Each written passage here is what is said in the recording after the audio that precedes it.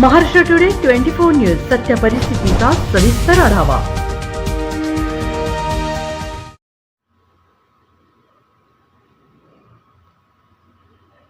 नगरपरिषद संचलित प्राथमिक आरोग्य केंद्र वाऱ्यावर, सुविधेचा अभाव व घाणीच्या साम्राज्यामुळे रुग्णांमध्ये संताप।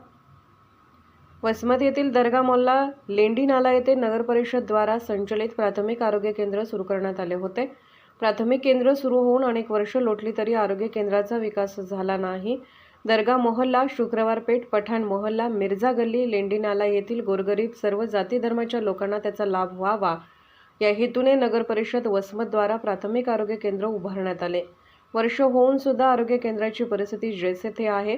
प्राथमिक केंद्राच्या समोर व बाजूच्या घाणीचे साम्राज्य पसरले आहे। पावसाळ्यात रस्ते अभावी समोर चिखल असल्याने रुग्णांना चिखलामधून वाट काढावी लागत आहे।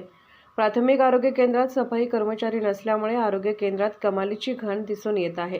प्राथमिक आरोग्य केंद्रात अनेक सुविधांच्या अभावामुळे रुग्ण त्रस्त झाले आहेत। प्राथमिक आरोग्य केंद्रामध्ये वॉचमन नसल्यामुळे आरोग्य केंद्रात अनेक अडचणी असल्याचे निदर्शनास येत आहे। प्राथमिक आरोग्य केंद्रात देखरेखीसाठी वॉचमन नसल्यामुळे जनावरांचा वावर जास्त दिसून येत आहे।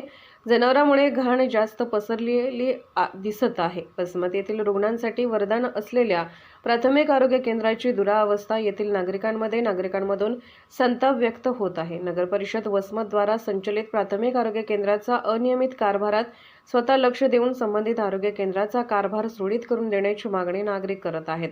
महाराष्ट्र टुडे मराठीसाठी प्रतिनिधी मुनिरुद्दीन फारुकी, वसमत, हिंगोली। आजच महाराष्ट्र टुडे 24 न्यूजला सबस्क्राईब करा आणि सत्य परिस्थितीचा सविस्तर आढावा पहा।